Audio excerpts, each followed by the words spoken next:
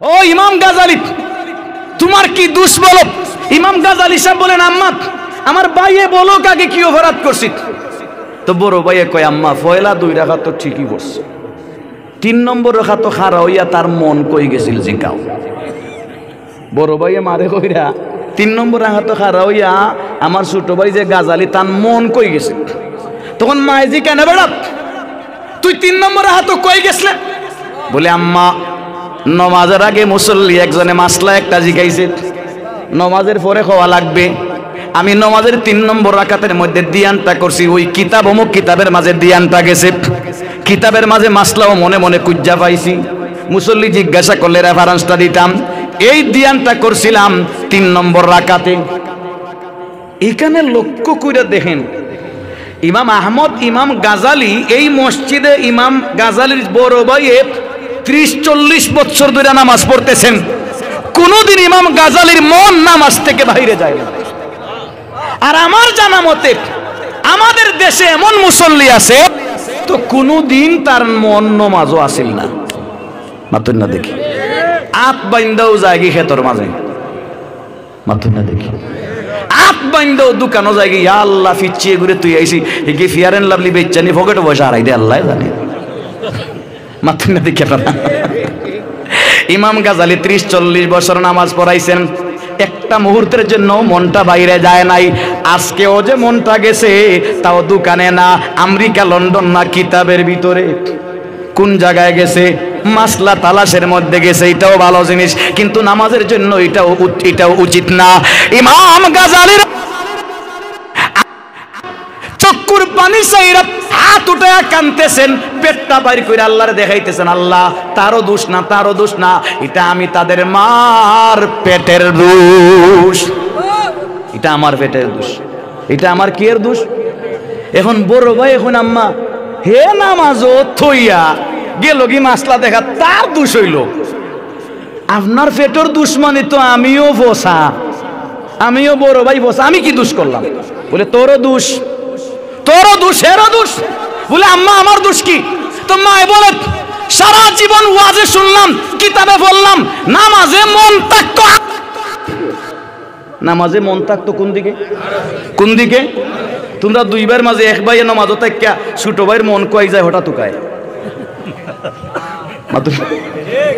তোর বড় ভাইয়ে তোমরা ছোট ভাইয়ের মন কোন নামাজও না বাইরে হে হগু তুকানে যায়, হে তো ইনো না গিয়ে আরো তার মন থাকতো। কথা বলেন ঠিক কিনা?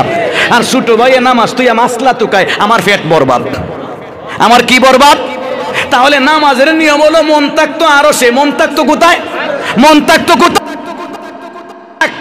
ইমাম সাহেব কই গেল না গেল এটা তুকাইবার দায়িত্ব আমার না। বন্ডরা কয় কার পিছনে নামাজ পড়তাম, ইমাম সাহেব ঠিক না। কথা বলেন ঠিক কিনা?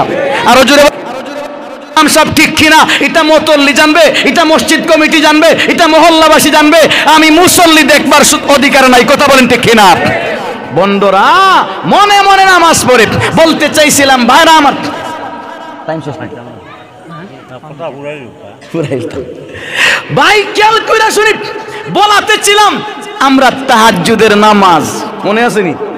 তাহাজ্জুদের নামাজ 12 মাস পড়বো তো ইনশাল্লাহ, সকল রাজি আছি তো ইনশাল্লাহ। ঈদের খুশি, ঈদের খুশি মানে কি? 5টা কারণে ঈদের খুশি। কয় কারণে? কয় কারণে ঈদের খুশি? 5 কারণের মাঝে একটা কারণ বলি। এক কারণ হইল যে ঈদের দিনে বান্দাকে বেকসুর জাহান্নাম থেকে খালাসি দেওয়া হয়।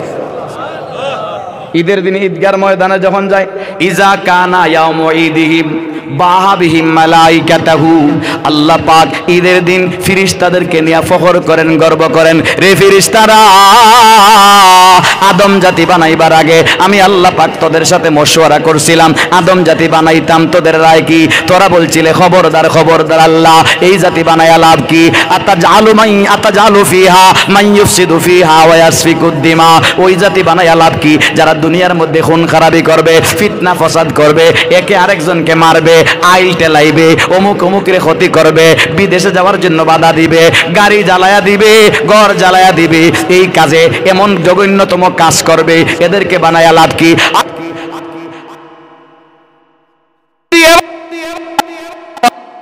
আমরা ফেরেশতা জাতি আরো বেশি বানায়া দেন, যা সংখ্যা আছে কয়েক গুণ বাড়ায়া দেন, ইবাদতের সংখ্যা আমরা বাড়ায়া দিব।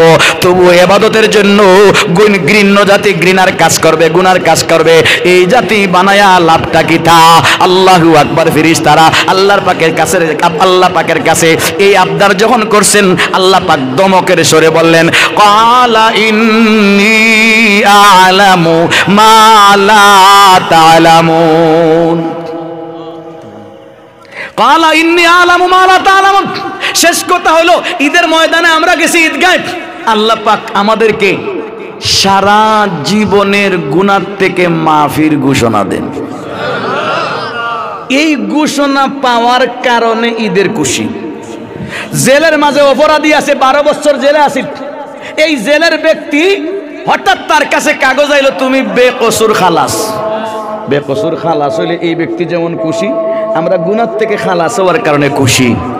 সুতরাং গুনাহ থেকে খালাসি পাইছি, বাকি 11 মাস গুনাহ মুক্ত কাটাইতাম রাজি আছি। আল্লাহ পাক আমাদের সবাইকে গুনাহ মুক্ত জীবন কাটাইবার তৌফিক দান করুন। সবাই বলে আমিন। ওয়া আখিরু দাওয়ানা আলহামদুলিল্লাহি রাব্বিল আলামিন। আসসালামু আলাইকুম।